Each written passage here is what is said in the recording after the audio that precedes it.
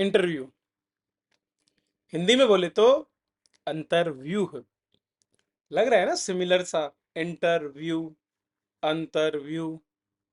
तो मतलब संस्कृत से कॉपी किया है उन्होंने, है ना। हाँ बिल्कुल, कई चीजें की है।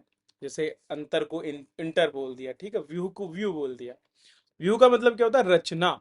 ठीक है, हमको कैसा दिखाई देती है कोई चीज, उसका निर्माण किस प्रकार से हुआ, उसका बाहरी आकार कैसा है। तो अंतर व्यू जो होता है उसमें आपकी आंतरिक रचना। अब आंतरिक रचना में ये नहीं कि शरीर फाड़ के देखेंगे, नहीं। आपके सोच, आपके विचार, आप क्या चीजों को लेकर के नजरिया रखते हैं, आपकी अभिवृत्ति कैसी है चीजों को लेकर के, उस पर बात की जाती है। और ये इंटरव्यू राजस्थान की सबसे बड़ी आरएएस परीक्षा का होता है अंतिम भाग। क्योंकि अगर आपने इसे पूरा कर लिया, आपको मिलता है एक मौका राज्य सेवाओं में अपनी सेवाएं देने का।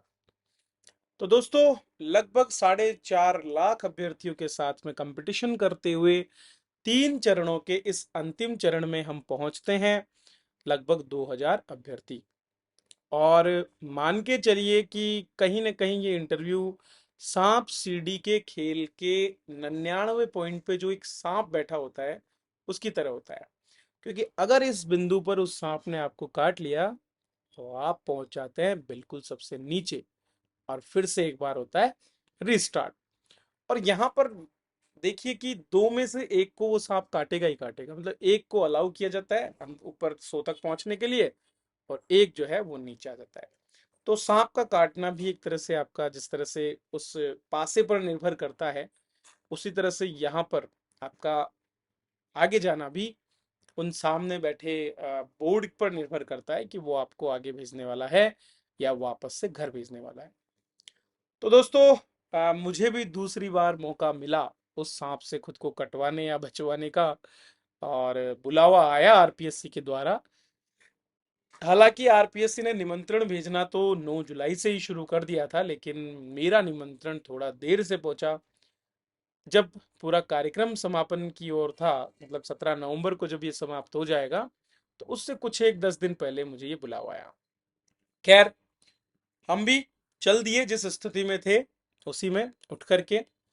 और हमने कोशिश की कि क्यों ना एक दिन पहले ही चला जाए। क्योंकि भाग्य की बातें हैं तो निश्चित रूप से भाग्य को बुलंद भी करना चाहिए। तो पुष्कर जाने की अजमेर जाने की बजाय हम पहुंच गए पुष्कर, जिसको हम सभी जानते हैं तीर्थराज के नाम से। कहा जाता है कि अगर आपने 4 धाम की यात्रा की और अगर आप तीर्थराज पुष्कर में नहीं गए तो आपकी यात्रा असफल मानी जाती है। तो हमने सोचा कि अगर हम 4 धाम ना भी जाएं तो कोई बात नहीं है, लेकिन अगर पुष्कर चले जाएं तो शायद हो सकता है हमारे पाप धुल जाएं और ईश्वर की कृपा दृष्टि हम पर बन जाए। खैर, ये है मजाक की बातें। पुष्कर नजदीक है, और पैसा खर्च करके जब वहां जा ही रहे हैं तो क्यों ना पुष्कर में कार्तिक मास चल रहा है, स्नान कर लिए जाए। तो हम चले गए। शाम को घर से निकले और लगभग 10 बजे के करीब पहुंच गए पुष्कर। पहले से रहने के इंतजाम किए हुए थे, तो वहां जाकर के रुके। कुछ दोस्त साथ थे, कुछ रिलेटिव साथ थे, तो उनके साथ में मिलकर रात को गपशप की और फिर उठे सुबह। वहां से हम निकले और पहुंच गए सीधे घाट की ओर। अब स्नान ध्यान तो पहले ही कर लिया था और घाट पे जाकर के कुछ छींटे अपने आप लगा लिए कि ठीक है, अगर एक बूंद से नहाओ या फिर उसमें कूद करके नहाओ, बात तो एक ही है। क्योंकि ना तो इतना समय था और बाकी चीजें भी थी। हालांकि इंटरव्यू 1:30 बजे से था, लेकिन बहुत सी और भी बातें पूरी करनी थी, अखबार पढ़ना था, कुछ रिवीजन करना था, तो उसी चीज को देखते हुए हम जल्दी निकल लिए। लगभग 7 बजे ब्रह्मा जी के मंदिर पहुंचे और वहां पर उनको प्रणाम करते हुए कहा कि हे ज्ञान के देवता, सरस्वती आपकी पत्नी है और वो ही विद्या की देवी हैं। तो बस आज के लिए कृपा करना, और अगर इंटरव्यू वाले कुछ पूछते हैं तो उसका उत्तर भली भांति प्रकार से हमें आ जाए, ऐसा ही कोई आशीर्वाद आप दे देना। वहां से दर्शन किए और वापस आकर के कुछ अपने आप को तैयार किया, कुछ प्रिपेयर किया, और ये सब करते करते बज गए लगभग 11 बजे। फिर हम दूल्हे का वेश लेकर के हो गए तैयार, कोट पैंट सूट सब लगा करके। क्योंकि यही एक ड्रेस कोड है जो वहां पर पहन के जाना होता है। जो तिलक आपको दिख रहा है वो मैंने नहीं लगाया, क्योंकि एक मुझे डर भी नहीं था, और ये होता भी है कि अगर आप इस तरह से जाते हैं तिलक लगाकर या कोई भी धार्मिक चीजें धारण करके। अब शिखा तो खैर है तो वो तो हटा नहीं सकते थे, लेकिन तिलक हटा सकते थे, तो फिर हमने किया जल्द से तिलक और बैठ गए गाड़ी में। 12 बजे के करीब हम पहुंच गए आरपीएससी के बाहर। जब वहां गए तो दिखने लगा कि अलग अलग कोनों में कुछ अभ्यर्थी खड़े हैं और आपस में कुछ चर्चाएं चल रही है। भैया हम भी चलकर हो गए जमात में शामिल। जैसे ही जमात में शामिल हुए तो बस शुरू हो गया एक दौर आपस में पूछने का। इंटरव्यू कैसे चल रहे हैं, कौन क्या क्वेश्चन पूछ रहा है, क्या कहीं पर कोई टफ क्वेश्चन तो नहीं पूछे जा रहे, आज के हॉट टॉपिक क्या है। और उसी समय जब पहले वाले जो राउंड है, मतलब 9 बजे से 12 बजे तक के जो इंटरव्यू होते हैं, उनके बच्चे निकल के बाहर आ रहे थे एक एक करके। जैसे ही वो आए, बाकी सारे के सारे अभ्यर्थी उन पर इसी तरह से टूट पड़े जैसे कि गिद्ध जो है मरे हुए को देख करके टूट पड़ते हैं। जाए और उससे पूछे कि क्या पूछा, किसका बोर्ड था, कैसा क्वेश्चन आए। क्योंकि एक एक भावना मन में बनी रहती है, एक डर मन में बना रहता है।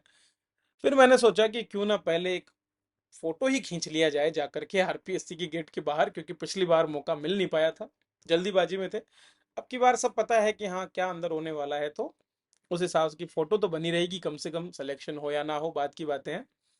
तो बढ़िया से दो चार फोटो क्लिक किए, जो आपने शायद थंबनेल पे देखा भी होगा। ठीक है। और फिर वापस से उस जमात में खड़े हो गए।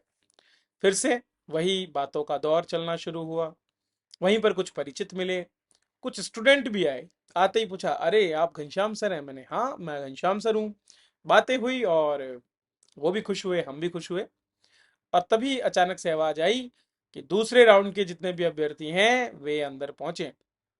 भैया हमने भी अपनी टाई को किया टाइट और अपना फोल्डर लेकर के और अंदर प्रवेश कर लिया। ये लगभग 1:15 बजे की बात है। 1:15 बजे हम अंदर जाकर के एंटर हो गए।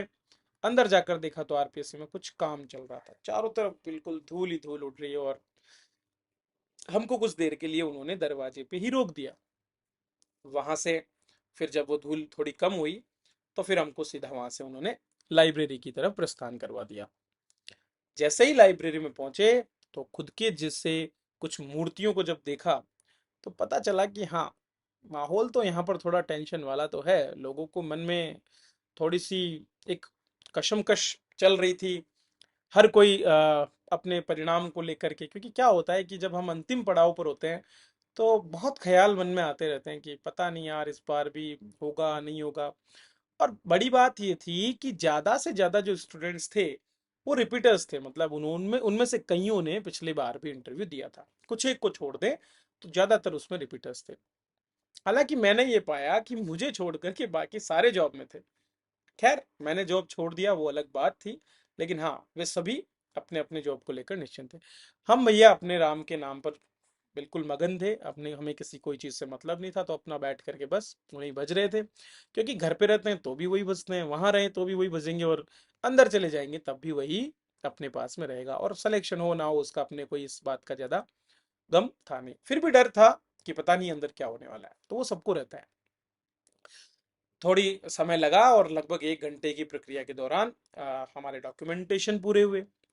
अब मन में ये विचार था कि भैया बोर्ड किसका होने वाला है। जिसका बोर्ड है वो बहुत कुछ तय कर देता है, निर्धारित कर देता है। कहीं राठी सर का बोर्ड तो नहीं आ जाएगा पिछली बार की तरह, कहीं फिर फंसा कर रख दे और नंबर देखें तो पता चले कि बहुत कम आए। खैर हम अपने ईश्वर को याद कर रहे थे। और 5वां मेरा नंबर था। 9 का जो हमारा ग्रुप था, नौ नौ के 3 ग्रुप वहाँ बने हुए थे, लगभग 27 स्टूडेंट्स को बुलाया गया था, ठीक है, अभ्यर्थियों को। तो 5वें नंबर पे मैं उसमें था। चौथे नंबर के जैसे ही बाहर गए तो थोड़ा दिल की धड़कन बढ़ने लगी कि अब हमारा नंबर भी जल्दी आने वाला है। जैसे ही बाहर गए और बाहर वाला जो मुझसे फर्स्ट आगे जो चौथे नंबर का कैंडिडेट था उनसे जब मैंने पूछा कि भाई किसका बोर्ड है, तो जवाब आया मंजू मैम का बोर्ड है। जैसे ही मंजू मैम का नाम सुना थोड़ी सी राहत मैंने पाई, क्योंकि बाहर मैंने लोगों को ये बातें करते हुए सुना था कि मंजू मैम उदार हृदय वाली हैं, सबके लिए थोड़ा सा रिलैक्सेशन वो देती है। माँ की ममता जैसे होती है ना महिलाओं को, तो वैसे भी ममता होता है उनमें, थोड़ा सा इमोशंस ठीक ठाक होते हैं, तो वो नंबर अच्छे दे देते हैं, ऐसा चर्चाएं चलती है। खैर वो तो परिणाम ही बताएगा। तभी हमसे पहले वाले कैंडिडेट जिनका इंटरव्यू पूरा हुआ वो बाहर निकले और टाइम हो चुका था तब तक 3 बज कर के लगभग 55 मिनट। वहीं पर जो बाहर पियोन थे उन्होंने कहा कि आइए और गेट के सामने खड़े हो जाइए, जैसे ही घंटी बजती है आपको अंदर प्रवेश करा दिया जाएगा। भैया हमने जोर से खींची सांस और गेट के सामने खड़े हो गए। अब मन की अब धड़कनें तो तेज होना शुरू हो गई, क्योंकि होता है कितना भी कोशिश करो ये चीज होती है।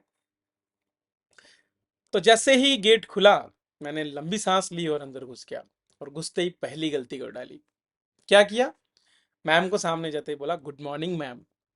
अब भैया शाम के 4 बज रहे हैं और आप गुड मॉर्निंग करेंगे तो मैम को हंसी छूटेगी। और जैसे ही मैम हंसी हमने समझ लिया भैया गड़बड़ हो गई। तो अगला जो हमारा शब्द मुंह से निकला वो था sorry, good afternoon sir. Good afternoon ma'am. Good good afternoon sir. तो बोर्ड में दो मेंबर जो हैं पुरुष थे और दो महिलाएं। बोर्ड की जो चेयरमैन थी वो मैम अंजू मैम थी, और बाकी एक और लेडी और दो जेंट्स। उम्र की बात करें तो मैंने बड़े गौर से देखा, तो एक थे जिनके तो बाल ही नहीं थे सिर में, तो मैं समझ गया कि उम्र लगभग 70 के करीब है। दूसरों के थे तो सारे सफेद थे, तो वो भी 60 से ऊपर तो निश्चित रूप से थे। जो महिला थी वे भी, उनके भी जो है बाल लगभग लगभग साइडों में से पूरे सफेद हो चुके थे, तो उनका भी उम्र लगभग 65 से 70 के बीच में रहा होगा, ऐसा मेरा अनुमान मैंने लगाया। मैम ने जाते ही बोला आइए बैठिए। हम जा करके अपनी कुर्सी पे धम्म से बैठे और दोनों बटन अपने कोट के खोल दिए। फिर वहां सामने से आई पहली मिसाइल, पहला प्रश्न। तो अब इस बार क्या हो रहा है कि जो आपका डॉक्यूमेंट वहां भेजा जा रहा है उसमें न केवल आपके परसेंटेज है बल्कि उसके साथ साथ आपका फोटो भी भेजा जा रहा है। तो कुछ स्टूडेंट्स ने बताया था कि सर फोटो में दाढ़ी बना हुआ नहीं था, और बाद में जब हम दाढ़ी बना के गए तो ऐसा भी पूछ लिया गया कि दाढ़ी में आप अच्छे लगते हो तो फिर आपने शेविंग क्यों किया।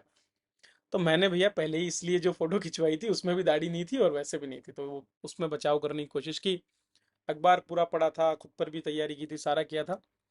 तो मैम का पहला जो प्रश्न आया वो आया कि 10th आपने किया, 12th आपने किया, ग्रेजुएशन आपने 2014 में किया, तो 2010 से 2014 के बीच में 4 साल क्यों? तो मैंने कहा कि मैम 1 साल मैंने आईआईटी की तैयारी के लिए जो है ड्रॉप किया था, और उसी दौरान फिर मेरा जॉब आ गया। तो मैंने एज एन पर्सनल असिस्टेंट अपना डिपार्टमेंट ऑफ पोस्ट में ज्वाइन किया, 2019 तक वो ज्वाइन जॉब किया, और उसी दौरान मैंने अपना ग्रेजुएशन भी परस्यू किया था। तो मैम ने कहा कि उसके बाद मैम फिर 2019 में रिज़ाइन किया, उसके बाद से मैं खाली हूँ, बस कुछ नहीं, अभी तैयारी में लगे हुए हैं। मैम ने बोला तो क्या पहला आपका चांस है? मैंने बोला नहीं मैम, पहला चांस नहीं है। 2016 में पहली बार दिया तो 7 नंबर से रहे इंटरव्यू के लिए। दूसरी बार दिया 2018 वाला, तो उसके इंटरव्यू में 733 रैंक मेरा रहा, और मैं कुछ नंबर से रह गया, और अब ये तीसरा मेरा प्रयास है। तो फिर काउंटर क्वेश्चन हुआ कि आपको क्या लगता है किस वजह से आप रहे होंगे, आपको इंटरव्यू में नंबर कम मिले या बोर्ड ने आपके साथ इनजस्टिस किया? तो मैं समझ गया था कि अगर मैं बोर्ड के खिलाफ बोलता हूँ तो ये तो बिल्कुल गलत है, तो और जिनाइन बात बोलना था कि ठीक है कमियां तो हमारी कुछ रही होगी। मैंने बोला कि ऐसा कुछ नहीं है मैम, थोड़ा सा क्या है कि खुद का ही कमी रहा, मेंस में अपेक्षित मार्क्स नहीं आए, थोड़ी मेहनत में भी कमी रही, तो उन सब में सुधार करने का प्रयास इस बार किया, और उम्मीद करते हैं कि इस बार मेरे नंबर काफ़ी अच्छे होंगे और मैं निश्चित रूप से सफल भी हो जाऊंगा। ठीक है, चलिए। उसके बाद में फिर बारी आई अगले प्रश्न की। तो मैम ने बोला फिर तो आप कुछ नहीं कर रहे हैं, तो आपने ग्रेजुएशन किया किस सब्जेक्ट में किया? मैंने बोला मैम ग्रेजुएशन मैंने हिस्ट्री सब्जेक्ट के साथ में किया है, इग्नू से दूर शिक्षा से। तो एक खासियत जो मंजू मैम की है, मैंने पहले भी और लोगों से पूछा तो बोला कि वो सब्जेक्ट को लेकर के ज़्यादा क्वेश्चंस आपको देखने को मिलते हैं। तो मेरा लगभग 80% जो पेपर है वो सिलेबस पर ही जो है निर्धारित रहा, पूरा का पूरा जो मेरा हिस्ट्री सब्जेक्ट है उसी पर से ज़्यादातर क्वेश्चन उन्होंने मुझसे पूछे थे। तो सबसे पहला प्रश्न उन्होंने मुझसे जो पूछा तो ये पूछा कि आप किस स्ट्रीम को ज़्यादा पसंद करते हैं, स्ट्रीम में मतलब आपको प्राचीन भारत ज़्यादा अच्छा लगता है, मध्यकालीन, या फिर जो आधुनिक है? मैं बोला कि आप प्राचीन और आधुनिक को ही मैं ज़्यादा प्रेफर यहाँ पर करता हूँ मैम, उसी को मैं ज़्यादा पसंद भी करता हूँ। तो फिर आधुनिक काल से उन्होंने प्रश्न पूछना शुरू किया। पहला प्रश्न आया कि अगस्त क्रांति से आप क्या जानते हैं? तो मैंने 1942 का पूरा रेफरेंस देते हुए और अगस्त क्रांति को बता दिया। तुरंत अगला प्रश्न आता है कि गोलमेज सम्मेलन क्या है। मैंने गोलमेज सम्मेलन बताया कि किस तरह से सविनय अवज्ञा आंदोलन के दौरान भारत की भावी संविधान की रूपरेखा निर्मित करने और क्या हमारा स्तर रहेगा, जो मांगे उस समय के दलों की थी उनको पूर्ति करने के लिए एक सर्वदलीय सम्मेलन के रूप में गोलमेज सम्मेलनों का आयोजन किया गया था। फिर मैम ने उसको साइमन कमीशन की रिपोर्ट से जोड़ने का प्रयास किया, मैंने उसको भी क्लियर करने की कोशिश की। अगला उनका प्रश्न काकोरी कांड से जुड़ा हुआ आया और पूछा कि काकोरी कांड को वर्तमान में किस तरह से बदला जा रहा है। सब बताने के बाद में पर मैं ये नहीं बता पाया उनको कि काकोरी कांड को भी काकोरी सशस्त्र विद्रोह या फिर इस तरह का कुछ नाम दिया गया है, तो वो मैं नहीं बता पाया। तो यहाँ पर पहला मेरा एक स्टॉपेज लगा। खैर ये कोई गलत नहीं था, आप बताएं, उसमें भी विनम्रता पूर्वक आप माफ सॉरी बोल दें तो उसमें कोई, मैंने वो किया। अच्छा, ये समय आते आते मेरा गला सूखने लगा था। ऐसा होता है, वहां पर आपका गला निश्चित रूप से सूखेगा। जैसे ही ये सब पूरा हुआ तो मैडम ने जो है पूछ लिया कि आपकी हॉबी क्या है। तो मैंने बोल दिया मैडम नैतिक विकास के लिए सत्संग। क्या तुम बाबों के चक्कर में हो क्या? ये उनका रिएक्शन था। मैंने बोला नहीं मैम, मैं बाबाओं के चक्कर में नहीं हूँ। मैं विभिन्न प्रकार के जो नैतिक गुण धारण करने वाले जो भी वक्तव्य हैं या जिनकी भी जीवनियां हैं उनको पढ़ता हूँ, जैसे कि जितने समाज सुधारक हमारे हुए हैं उनको सबको मैं पढ़ता हूँ। तो उन्होंने पूछा कि कुछ नाम बताइए। मैंने कुछ नाम बताए, जैसे कि दयानंद सरस्वती हो गए, स्वामी विवेकानंद हो गए। इतने में एक जो मेंबर थे उन्होंने काउंटर किया, क्या गांधी जी को नहीं पढ़ते आप? मैंने बोला निश्चित सर, मैं गांधी जी को भी मैंने पढ़ा है। तो गांधी जी में आपको ऐसा क्या अच्छा लगा जो आज प्रासंगिक है? मैंने बोला कि गांधी जी का जो अहिंसात्मक रवैया रहा पूरे आंदोलन को लेकर के, और अहिंसा में जो उनकी आस्था रही, सर मैं मानता हूँ कि वो आज भी बहुत प्रासंगिक है, विशेषकर जो आज की जो युद्धों की स्थिति हमको देखने को मिल रही है विभिन्न देशों के बीच में। तो वहां पर अहिंसा ही एकमात्र तरीका है जिससे इनसे बचा जा सकता है। इतना होने के बाद में फिर दूसरे मेंबर जो हैं उन्होंने प्रश्न पूछना शुरू किया।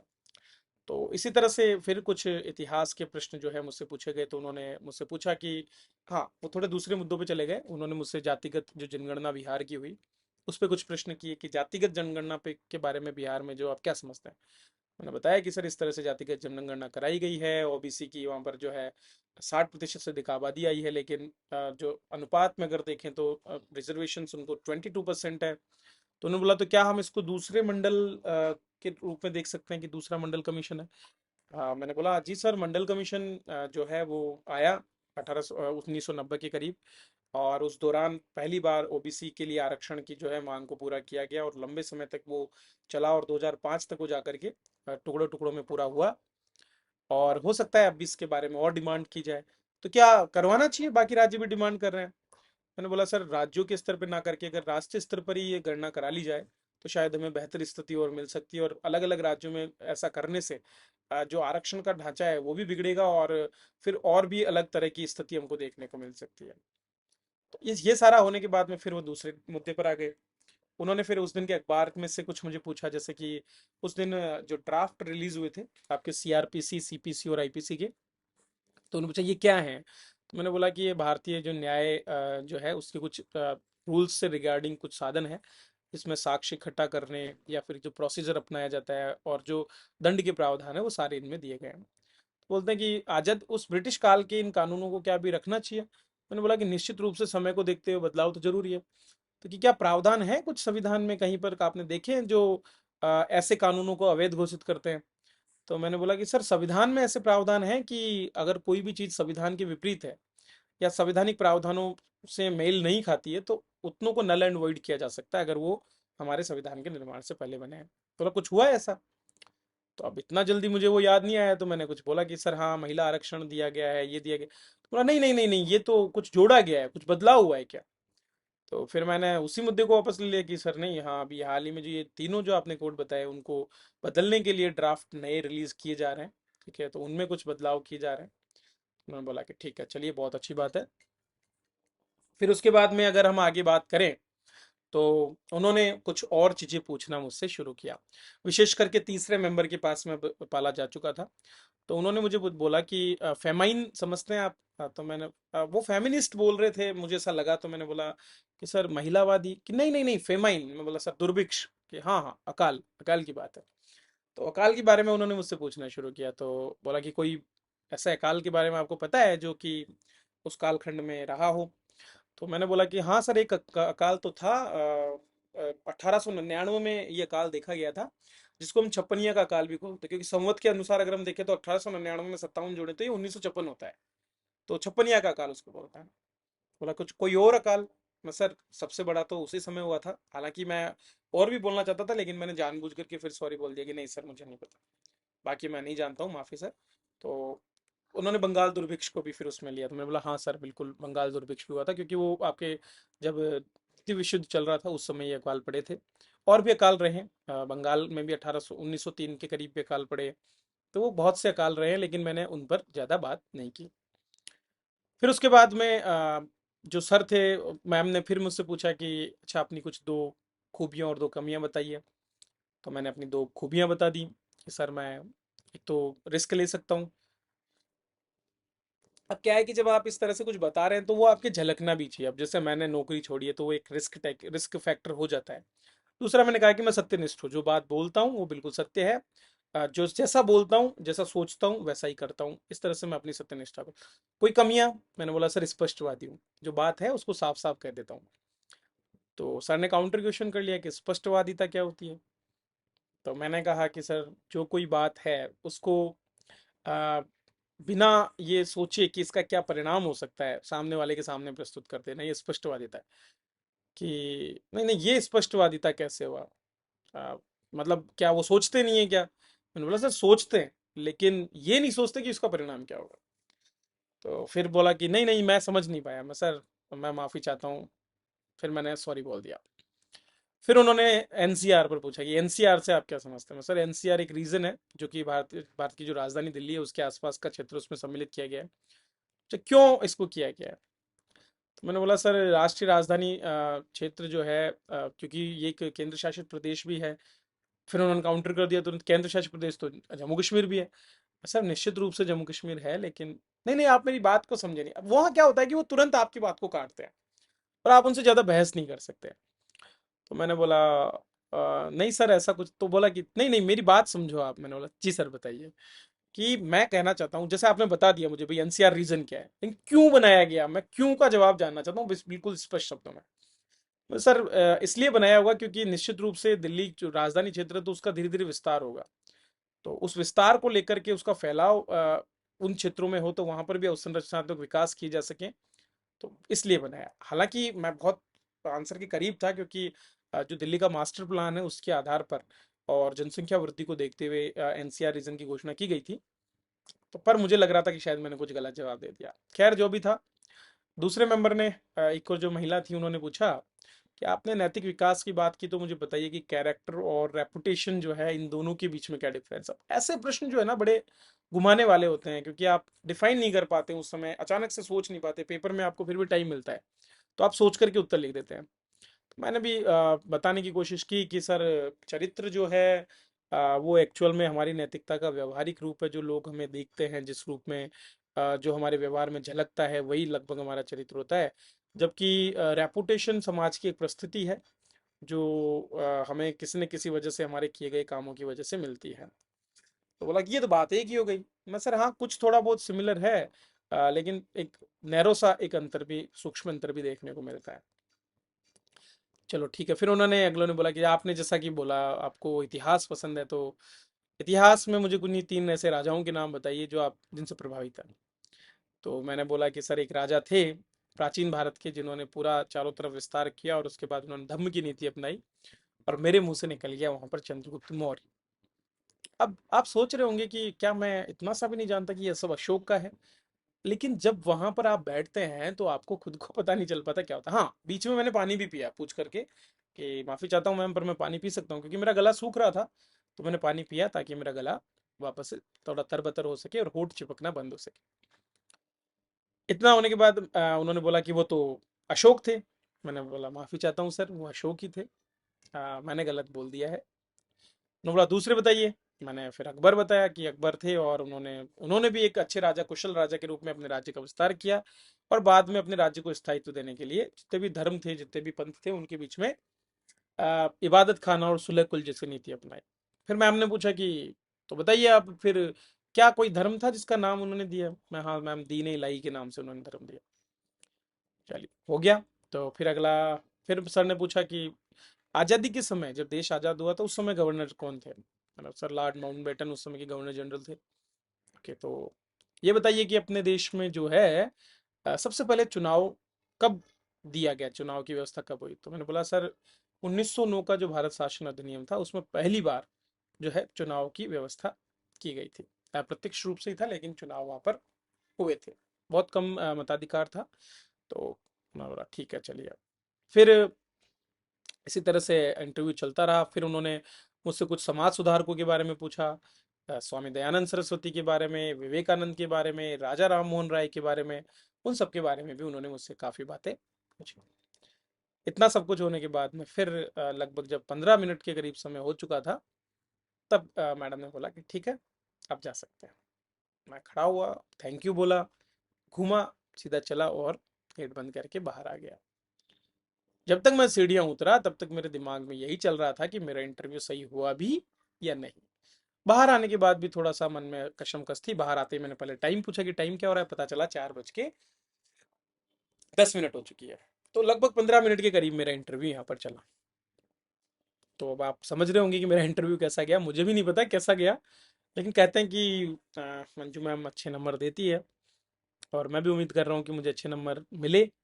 अगर मिलेंगे तो निश्चित रूप से आपको भी पता चलेगा, मुझे भी पता चलेगा, और सिलेक्शन होता है तो हो सकता है मैं आपके लिए कुछ और ज़्यादा एक्स्ट्रा कर पाऊँ, क्योंकि नहीं होता है तो फिर मुझे खुद की तैयारी में भी लगना पड़ेगा।